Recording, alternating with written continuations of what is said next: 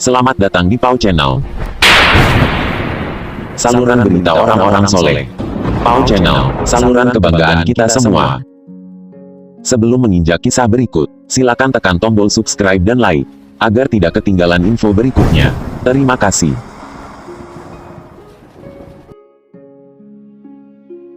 Assalamualaikum warahmatullahi wabarakatuh. Mari kita awali dengan bismillah, alhamdulillah, wassalatu wassalamu ala rasulillah, sayyidina wa habibina wa syafi'ina wa maulana Muhammadin la nabiyya ba'dah wa ala alihi wa sahbihi wa mawalah, la hawla wa la quwwata illa billah. Salam sejahtera bagi para pemirsa Pau Channel dimanapun Anda berada.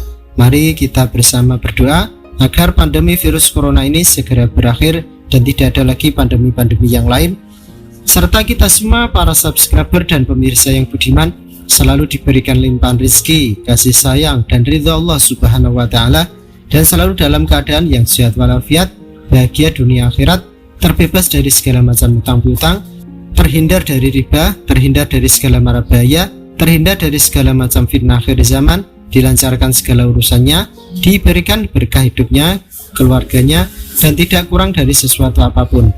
Amin amin ya rabbal alamin. Pada kesempatan kali ini, Pau Channel akan berbagi kisah tentang karomah dari Mbah Hamid Pasuruan, Jawa Timur, berjudul Kisah Mbah Hamid Pasuruan Menangis Terseduh-seduh. Bagaimana kisah menariknya? Mari kita simak bersama.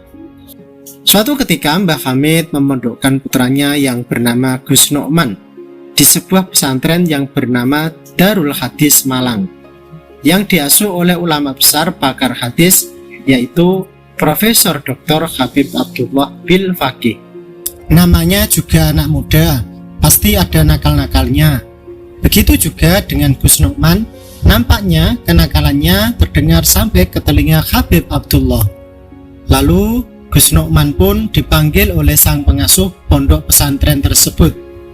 Dia pun diberikan pengarahan dan nasihat-nasihat agar tidak nakal lagi dan tidak sampai ditakzir atau dihukum.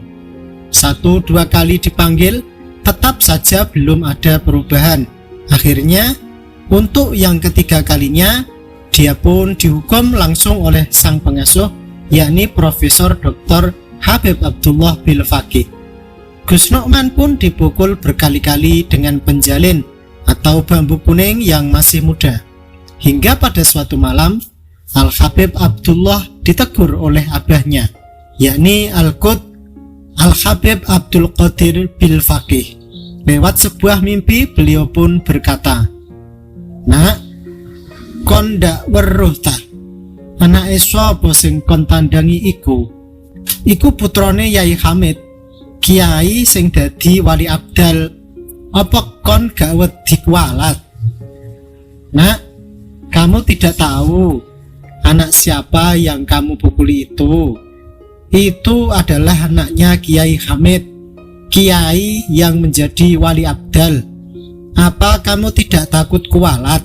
Dan selang beberapa hari, beliau Profesor Dr. Habib Abdullah Bil Faqih juga mimpi bertemu dengan Kiai Hamid sedang menuju pintu surga. Dan sang Habib tersebut berusaha menggapai Kiai Hamid, namun tidak bisa. Mimpi itu datang sampai beberapa hari. Setelah mendapat teguran dari sang ayahanda dan mimpi bertemu dengan Mbah Kiai Hamid, beliau pun merasa sangat bersalah kepada Mbah Kiai Hamid. Lalu beliau pun memutuskan untuk mendatangi kediaman Kiai Hamid dengan maksud untuk meminta maaf atas perilakunya terhadap anak beliau. Kebetulan waktu itu bertepatan dengan hari Ahad, di mana pengajian umum rutinan dilaksanakan di dalam atau rumah Kiai Hamid. Begitu Kiai Hamid melihat kedatangan Profesor Dr. Habib Abdullah Bil Faqih, beliau pun menyongsong dan mempersilahkan Al-Habib untuk memimpin pengajian rutin tersebut. Tak disangka-sangka, dalam pengajiannya, sang Habib justru menceritakan apa yang beliau perbuat kepada Gus Nokman dan mimpi-mimpinya kepada para jamaah pengajian yang dihadiri oleh puluhan ribu jumlah jamaahnya. Mendengar apa yang dituturkan oleh sang Habib, tanpa terasa air mata Mbah Hamid mengalir dengan derasnya. Menurut sumber, Kiai Hamid tidak pernah menangis sampai parah seperti itu sebelumnya. Beliau menangis lantaran beliau sangat malu kalau karomah dan kelebihan beliau diceritakan di muka umum. Sikap tawadhu sering beliau sampaikan dengan mengutip ajaran Imam Ibnu Athaillah dalam kitab Al-Hikam. Pendamlah wujudmu di dalam bumi humul, atau bumi ketidakterkenalan. Artinya, janganlah engkau menonjolkan diri. Dan ini selalu dibuktikan dalam kehidupannya sehari-hari. Seperti cerita di atas tadi. Dan bila ada undangan suatu acara, beliau memilih duduk bersama orang-orang biasa di belakang. Kalau ke masjid, di mana ada tempat kosong, disitulah beliau duduk. Tidak mau duduk di barisan depan karena tidak mau melangkahi tubuh orang.